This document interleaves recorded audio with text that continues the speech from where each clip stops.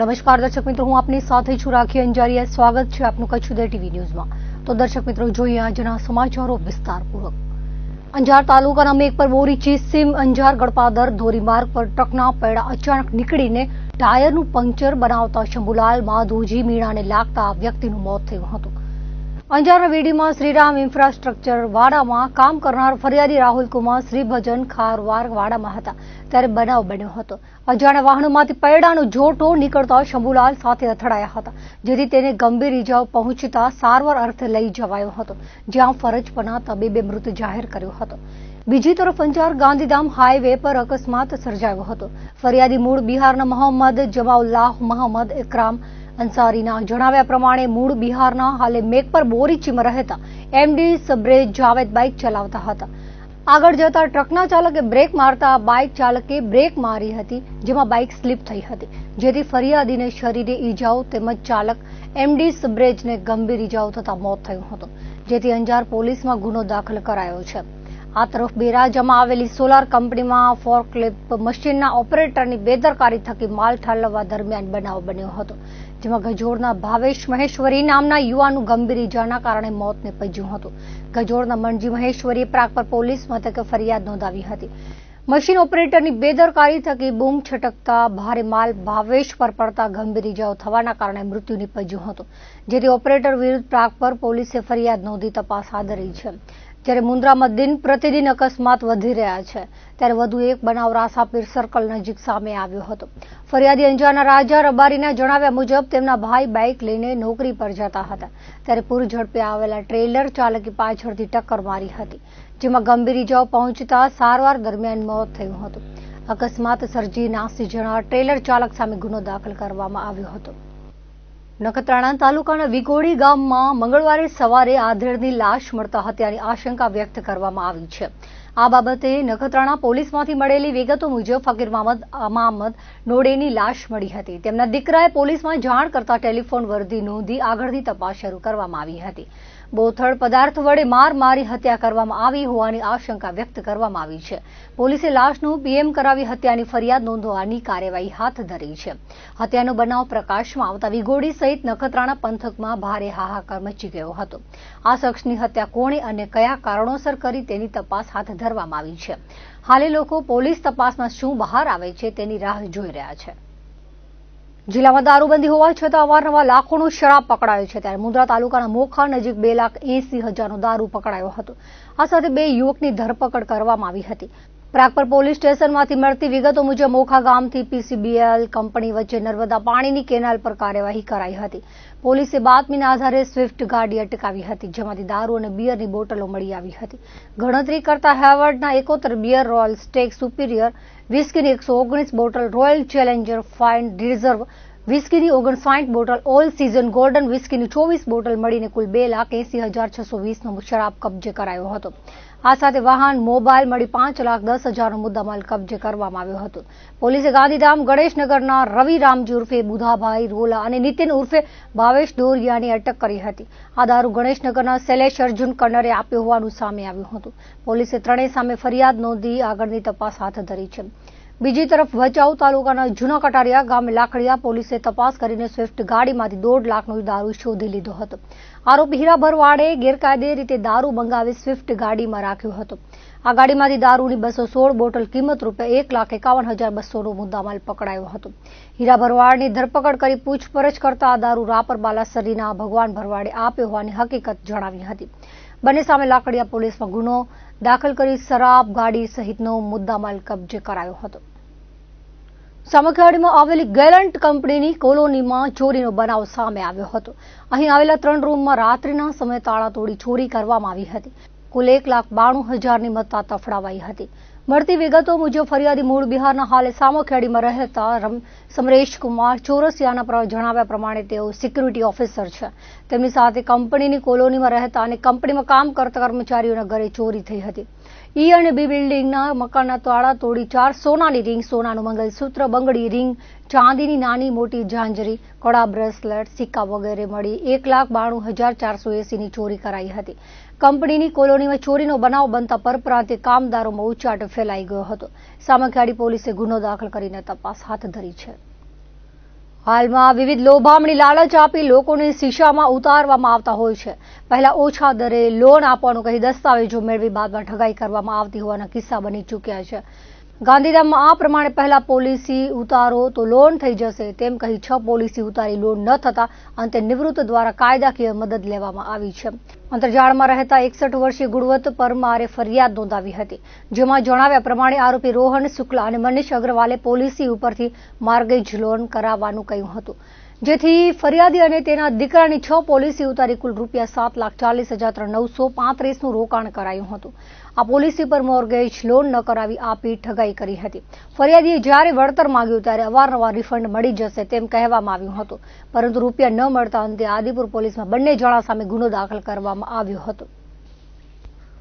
માંડવી તાલુકાના સલાયા ગામે ક્રિકેટ મેદાનની પાસે આવેલ બંધ મકાનમાંથી થયેલી ચોરીનો ભેદ ઉકેલાયો હતો. માંડવીમાં એલસીબી પેટ્રોલિંગમાં હતી ત્યારે બાતમી મળી હતી કે પુલ તરફથી આવી રહેલી રિક્ષામાં શંકાસ્પદ મુદ્દામાલ છે, જે રિક્ષા રોકાવી ચાલક અનીશ અયુબ ભોલીમની પૂછપરછ કરતા આધાર પુરાવા મળી આવ્યા ન હતા. રિક્ષામાં રાખેલ ગેસના બાટલા, પાણીની મોટર બંધ મકાનમાંથી ચોરી કરી હોવાની કબૂલાત આપી હતી. આ ગુનામાં આવેશ સોઢા અને ઓસમાણ જામ સંડોવાયેલ હોવાની હકીકત જણાવી હતી. માંડવી પોલીસને આગળની તપાસ સોંપાઈ છે. ભારત એ કૃષિ પ્રધાન રાષ્ટ્ર છે. દેશની ખેતી સમૃદ્ધ હશે તો દેશ વિકસિત અને સમૃદ્ધ થશે. દેશના ખેડૂતો વિજ્ઞાન અને આધુનિક ટેકનોલોજીનો લાભ લઈ ખેતી કરે તે માટે કેન્દ્ર અને રાજ્ય સરકાર દ્વારા ધરતીપુત્રોને સંપૂર્ણ માર્ગદર્શન પૂરું પાડવામાં આવે છે. આ ઉપરાંત ખેડૂતો માટે અનેકવિધ કૃષિલક્ષી યોજનાઓ પણ અમલમાં મૂકવામાં આવી છે. તેવું ભુજના વિકાસ સપ્તાહ 2025ની ઉજવણીના ભાગરૂપે આયોજિત જિલ્લા કક્ષાના રવિ કૃષિ મહોત્સવના પ્રારંભે વિધાનસભાના મુખ્ય દંડક જગદીશ મકવાણાએ જણાવ્યું હતું. દેશના વડાપ્રધાન નરેન્દ્ર મોદીએ ગુજરાત રાજ્ય અને ત્યારબાદ દેશની શાસન ધુરા સંભાળ્યાને 24 વર્ષ પૂર્ણ થયાના ઉપલક્ષ્યમાં સમગ્ર ગુજરાતમાં વિકાસ સપ્તાહની ઉજવણી થઈ રહી છે, જેના ભાગરૂપે આજે ભુજના ટાઉન હોલ ખાતે જિલ્લા કક્ષાના રવિ કૃષિ મહોત્સવ અને કૃષિ વિકાસ દિન નિમિત્તે કાર્યક્રમનું આયોજન કરાયું હતું. આ પ્રસંગે મુખ્ય અતિથિ તરીકે ઉપસ્થિત મુખ્ય દંડક જગદીશ મકવાણાએ પોતાના ઉદબોધનમાં ગુજરાત રાજ્યમાં કૃષિ ક્ષેત્રે થયેલા વિકાસની છાણાવટ કરી હતી. સાથે જ તેમણે કૃષિ અને પશુપાલન આધારિત કચ્છ જિલ્લાના ખેતી, બાગાયતી ક્ષેત્ર અને ડેરી ક્ષેત્રના વિકાસની વાત કરી હતી. રાજ્ય સરકાર દ્વારા કૃષિકારો અને પશુપાલકોને અપાતી વિવિધ સહાય અને કલ્યાણકારી યોજનાનો લાભ છેવાડાના ખેડૂતો, પશુપાલકોને મળે તે માટે અનુરોધ કર્યો હતો. ભુજના ધારાસભ્ય કેશુભાઈ પટેલે પોતાના ઉદબોધનમાં રવિ કૃષિ મહોત્સવ અંતર્ગત 2 દિવસ સુધી કચ્છના ખેડૂતોને તજજ્ઞો અને વૈજ્ઞાનિકોના માર્ગદર્શનનો લાભ મળશે તેવું જણાવ્યું હતું અને કચ્છના કિસાનોને તેનો મહત્તમ લાભ લેવા અનુરોધ કર્યો હતો. તેમણે કૃષિ ક્ષેત્રે થઈ રહેલા નવા સંશોધન અને આવિષ્કારનો લાભ લઈ ખેતીને વધુ સમૃદ્ધ બનાવવા કૃષિકારોને અપીલ કરી હતી. કાર્યક્રમના પ્રારંભે ઉપસ્થિત મહાનુભાવોના હસ્તે પ્રાગટ્ય કરાયું હતું. જિલ્લા ખેતીવાડી અધિકારી કિરણસિંહ વાઘેલાએ શાબ્દિક સ્વાગત કર્યું હતું અને કચ્છમાં કૃષિ અને બાગાયતી ક્ષેત્રે થઈ રહેલ કામગીરીની છાણાવટ કરી હતી. ભચાઉના સહસંશોધન વૈજ્ઞાનિક ડોક્ટર જે કે પટેલે કૃષિ વિજ્ઞાન અંગે માર્ગદર્શન આપ્યું હતું. ભારતસરના પ્રગતિશીલ ખેડૂત વરસાણી રણછોડભાઈએ પોતાના અનુભવોનું વર્ણન કર્યું હતું. આ સમારોહમાં મુખ્યમંત્રીના સંવાદ કાર્યક્રમ સાથે વર્ચ્યુઅલ જોડાણ કરાયું હતું. ત્યારબાદ કચ્છના કિસાનોને વિવિધ યોજનાઓની સહાયનું વિતરણ મહાનુભાવોના હસ્તે કરવામાં આવ્યું હતું. આ કાર્યક્રમ સ્થળે ખેતીવાડી વિભાગ, પશુપાલન વિભાગ, કૃષિ વિજ્ઞાન કેન્દ્ર, ગુજરાત બીજ નિગમ, આત્મા, ઇફકો સહિતના વિભાગો દ્વારા કૃષિ પ્રદર્શનીમાં સ્ટોલ ઉભા કરવામાં આવ્યા હતા. ઉપસ્થિત અતિથિઓ અને ખેડૂતોએ પ્રદર્શનની મુલાકાત લીધી હતી. આ વેળાએ રાજકીય, સામાજિક આગેવાનો, વિવિધ વિભાગના અધિકારીઓ અને કચ્છના કિસાનો મોટી સંખ્યામાં હાજર રહ્યા હતા. આજે દેશના આદરણીય વડાપ્રધાન નરેન્દ્રભાઈ મોદી સાહેબને જે શાસનની ધુરા સંભાળાને 24 વર્ષ પૂર્ણ થયા એના ભાગરૂપે સમગ્ર ગુજરાતમાં વિકાસ સપ્તાહ ઉજવાઈ રહ્યું છે. એ વિકાસ સપ્તાહના ભાગરૂપે આજે કચ્છ ખાતે રવિ કૃષિ મહોત્સવનો શુભારંભ થયો અને અહીંયા આ જિલ્લાભરના ખેડૂતો ઉપસ્થિત રહી અને ખેડૂતોને સરકારની જે ખેતીલક્ષી વિવિધ સહાયો છે એના ચેક વિતરણ કરવામાં આવ્યા છે, એના પ્રશસ્તિ પત્રો અર્પણ કરવામાં આવ્યા છે. આજે આ કાર્યક્રમમાં આ વિસ્તારના લોકપ્રિય ધારાસભ્યો શ્રી કેશુભાઈ પટેલ, તાલુકા પંચાયત પ્રમુખભાઈ શ્રી વિનોદભાઈ વરસાણી અને અમારા પાર્ટીના સૌ પદાધિકારી અધિકારીઓની ઉપસ્થિતિની અંદર આ કાર્યક્રમ સંપન્ન બન્યો છે. સરકારશ્રીની નેમ છે કે ખેડૂત સમૃદ્ધ તો ગુજરાત સમૃદ્ધ અને ખેડૂતો થકી આ રાજ્યનો અને આ દેશનો વિકાસ થાય એ માટે ખેડૂત વિજ્ઞાન અને ટેકનોલોજીના આધારે એ ખેતી કરે એ માટે વૈજ્ઞાનિકો મારફત એમને માર્ગદર્શન પણ પૂરું પાડવામાં આવ્યું છે અને ખેડૂતોને ખેતીનું કોઈ પણ સાધન ખરીદવા માટે સરકારની સહાય પણ મળે છે અને આજે સહાયોના ચેકો પણ અહીંથી વિતરણ કરવામાં આવ્યા છે. અહીંયા 11 ખેડૂતોને વિવિધ પ્રકારની સહાય આપવામાં આવી છે. વર્તમાન સમયની વૈશ્વિક પરિસ્થિતિઓને ધ્યાને લઈ ભારત સરકારે 32 માળખામાં ફેરફાર કરી દેશવાસીઓને મોટી રાહત આપી છે. વર્ષ 2047 સુધી ભારતને વિકસિત રાષ્ટ્ર બનાવવાનો સંકલ્પ આત્મનિર્ભર ભારતથી જ પરિપૂર્ણ થશે તેવું ભુજ વિધાનસભાના નેક્સ્ટ જેન જીએસટી રિફોર્મ કાર્યક્રમમાં ઉપસ્થિત વેપારી મિત્રો અને કાર્યકર્તાઓને માર્ગદર્શન આપતા મુખ્ય વક્તા અંજારના ધારાસભ્ય ત્રિકમભાઈ છાંગાએ જણાવ્યું હતું. ભુજમાં કચ્છ કમલમ ખાતે ભાજપ દ્વારા ભુજ વિધાનસભાના નેક્સ્ટ જેન જીએસટી રિફોર્મ કાર્યક્રમનું આયોજન કરાયું હતું, જેમાં પ્રમુખ વક્તા ત્રિકમભાઈ છાંગાએ પોતાના વક્તવ્યમાં જણાવ્યું હતું કે આજના કાર્યક્રમમાં ઉપસ્થિત ગુજરાત વિધાનસભાના દંડક જગદીશ મકવાણા લોકો વચ્ચે રહેતા જનપ્રતિનિધિ છે. જિલ્લા ભાજપ સંગઠન પણ લોકોની વચ્ચે સતત રહી સમાજ કલ્યાણ માટેના કાર્યોમાં અગ્રેસર રહે છે. ત્યારે દુનિયાના અર્થતંત્રમાં હાલે જે પરિસ્થિતિ છે તેને ધ્યાને લઈ ભારત સરકારે ભારતનું અર્થતંત્ર વધુ મજબૂત બને તે માટે કર માળખામાં જરૂરી ફેરફારો કર્યા છે. ભારતના અર્થતંત્રને મજબૂત કરવા સ્વદેશીનો મંત્ર દેશવાસીઓને આપ્યો છે. જીએસટીમાં ઘટાડાથી ખરીદ શક્તિ વધી છે. ગ્રાહકની ખરીદ શક્તિ વધે એટલે ઉત્પાદન કરનાર વધુ વેપાર અને નફો થાય છે. ઘટાડાનો સીધો લાભ ગ્રાહકની સાથે દેશની ઇકોનોમીને પણ થશે. સ્વદેશી વસ્તુઓના વપરાશમાં વધારાથી ઉત્પાદન વધશે, સાથે રોજગારીની નવી તકોનું પણ સર્જન થશે તેવું શ્રી છાંગાએ જણાવ્યું હતું. ભારતીય જનતા પાર્ટી આયોજિત નેક્સ્ટ જનરેશન જીએસટી રિફોર્મ કાર્યક્રમનો મુખ્ય ઉદ્દેશ્ય વેપાર ઉદ્યોગને મજબૂત કરવા સાથે આર્થિક વૃદ્ધિનું નુકસાન કરવાનો હતો. આ સંમેલનમાં ભુજ વિધાનસભા વિસ્તારના વેપારીઓ મોટી સંખ્યામાં જોડાયા હતા, જેમણે જીએસટી રિફોર્મના ફાયદાઓ અને સુધારાઓ અંગે વિશેષ માહિતી અપાઈ હતી. દિવાળી પહેલા લાગુ કરાયેલા સુધારાથી કચ્છના વેપારીઓ અને પ્રજાજનોને લાભ થયો છે. આ સુધારાઓ જીએસટી દરમાં ઘટાડા સાથે પ્રક્રિયાને વધુ સરળ બનાવવા પર કેન્દ્રિત હતો તેવું ભાજપના અગ્રણીઓએ જણાવ્યું હતું. આજે ભારતીય જનતા પાર્ટી કચ્છ જિલ્લા દ્વારા જે નેક્સ્ટ જનરેશન જીએસટી રિફોર્મ માટે જે જન સુધી આ વાત જે આ દેશના સન્માનીય વડાપ્રધાન નરેન્દ્રભાઈના નેતૃત્વમાં ભારતીય જનતા પાર્ટીની સરકારે જે સ્લેબમાં ઘટાડો કર્યો છે અને સામાન્ય જન સુધી આ લાભની વાત લોકો વચ્ચે પહોંચે એટલા માટે કચ્છની 6 વિધાનસભામાં આ પ્રકારના સંમેલનો થવાના છે. એમાં પહેલું સંમેલન આજે ભુજ વિધાનસભાનું અત્યારે ભારતીય જનતા પાર્ટી કાર્યાલય મધ્યે થયું છે. એમાં અમારા પ્રદેશના આગેવાનો પણ ઉપસ્થિત રહ્યા છે. એમાં અમારા લોકપ્રિય ધારાસભ્ય અને વિધાનસભામાં ઉપદંડક શ્રી જગદીશભાઈ મકવાણા સાહેબ ઉપસ્થિત રહ્યા. એ રીતે વક્તા તરીકે અમારા અંજાર મત વિસ્તારના લોકપ્રિય ધારાસભ્ય શ્રી ત્રિકમભાઈ છાંગા સાહેબ, સ્થાનિક મારા વડીલ બંધુ અને જિલ્લા ભારતીય જનતા પાર્ટીના પૂર્વ ઉપપ્રમુખ આ વિસ્તારના લોકપ્રિય ધારાસભ્ય સામાન્ય શ્રી કેશુભાઈ અને સૌ શહેરના અને તાલુકાના સૌ વેપારી પ્રબુદ્ધજનો સૌ ઉપસ્થિત રહ્યા હતા. મિત્રો, આપણે ધ્યાનમાં છે કે ભાઈ જે પ્રકારે સમાજમાં લોકો સુધી વાત પહોંચવી જોઈએ છે અને એ પ્રબુદ્ધજનો દ્વારા પહોંચે એટલા માટે આ પ્રબુદ્ધ સંમેલન રાખવામાં આવ્યું હતું. અને અત્યારે જે પ્રકારે નરેન્દ્રભાઈના નેતૃત્વમાં એ સરકાર જે કામગીરી કરી રહી છે એમાં જે ભારતીય જનતા પાર્ટીની મૂળ નીતિ અંત્યોદય સુધી નાના માણસ સુધી આ વિકાસના પર પહોંચે એમાં મને લાગે આ જીએસટી રિફોર્મ છે એ ખૂબ મોટું એ પરિબળ સાબિત થવાનું છે.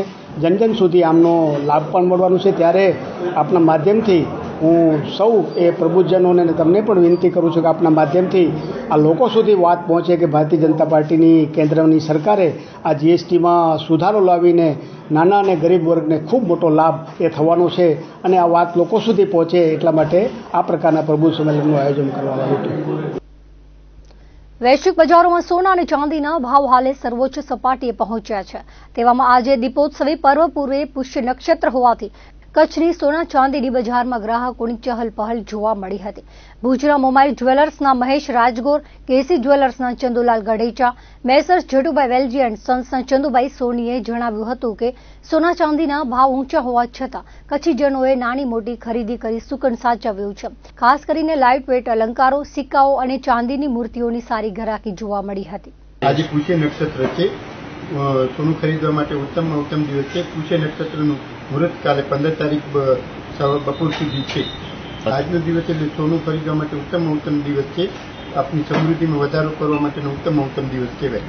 ગ્રાહકો માટે શું કહેવા માંગુ છું? ગ્રાહકો માટે એટલું જ કહેવા માંગીશ કે સોનાનો ભાવ વધ્યો છે એવું ન વિચારો, સોનાનો ભાવ હજુ બી વધશે.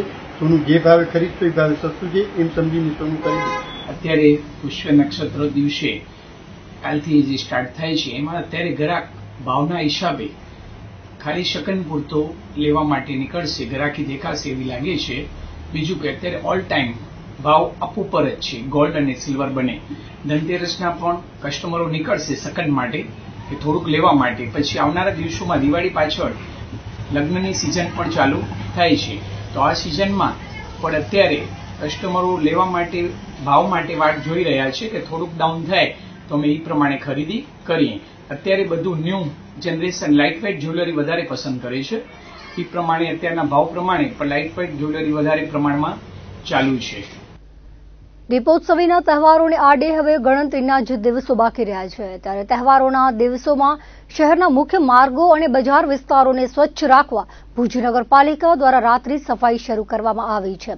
આ ઉપરાંત કોમર્શિયલ વિસ્તારમાં ગંદકી ન થાય તે માટે દુકાનધારકોને તાકીદ કરવામાં આવી છે. ગંદકી કરનાર વેપારીઓને દંડ પણ કરવામાં આવશે તેવું ભુજ નગરપાલિકા ઇન્ચાર્જ ચીફ ઓફિસર અનિલ જાદવે જણાવ્યું હતું. દિવાળીની તહેવારો અત્યારે આવી રહ્યા છે, ત્યારે ભુજ નગરપાલિકા દ્વારા જે પણ મુખ્ય રસ્તાઓ છે, સર્કલ્સ અને અંદરના સોસાયટી જે આપણો અંદરનો વિસ્તાર છે એના બધા જ મુખ્ય રસ્તાઓ જે છે એના પર આપણે આખું એનું પ્લાનિંગ કર્યું છે. રાત્રિ સફાઈ શરૂ કરાવી દીધી છે કે રાત્રે પણ જે મેન માર્ગો છે સાફ થાય.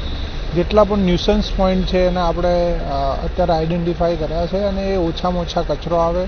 જે દુકાનદારો કોમ્પ્લેક્સમાં કચરો કરે છે એમને આપણે દંડ પણ ફટકારી રહ્યા છીએ. ઓવરઓલ બધી જ રીતે દિવાળી પહેલાં મુખ્ય રસ્તાઓ સાફ કરવાનું આપણું પ્લાનિંગ છે. અત્યારે પ્રોસેસ એની મામલતદાર ઓફિસમાંથી થાય છે, એ ચાલી રહી છે. પણ જે પણ સ્ટોલવાળાને આપણે આપીએ છીએ એના જોડેથી સફાઈની ગેરંટી આપણે લઈએ છીએ અને ધારો કે એ લોકો સફાઈ નથી કરતા તો આપણે એમને દંડ પણ ફટકારીએ છીએ.